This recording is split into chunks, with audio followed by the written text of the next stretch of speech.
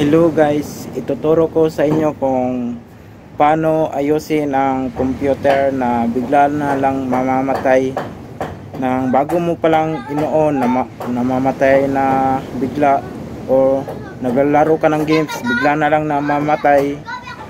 Director do point ko pong ituturo sa inyo, at kung nakatulong sa inyo, please like and share the video at paki-subscribe na rin. Remove the heatsink processor.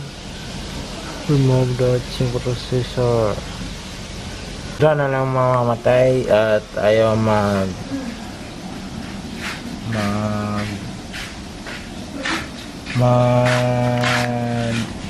on.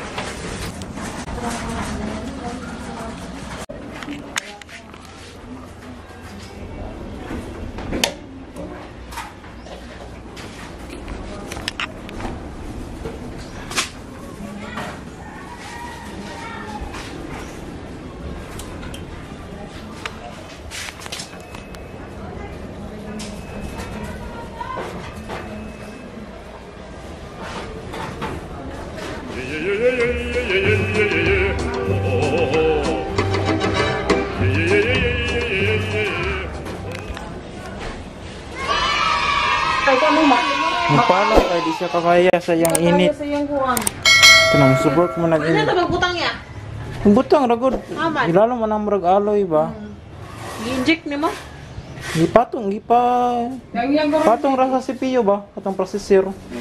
Magiging na magkakuan sa inline di ay. Wa ba ya baligya ni diri sa na lugar. Na okay mo suro ni problema tanong mo dao makurap. Windows 7 lagi na yan. Ako man gusto ang programa na ka nagkurap man na sa una program. Hindi Pero na. okay ra kaayo. Pero lahi ra jud tong Alas kuan danan ni niya. daga. Ang makuan siguro ingana. Mo din ni kada utan. Okay? Kato mga daan ban, hinay kay mo kuan. Windows ko ba? Taka. Windows plate mo lang. Usa di gipalitin mo daw.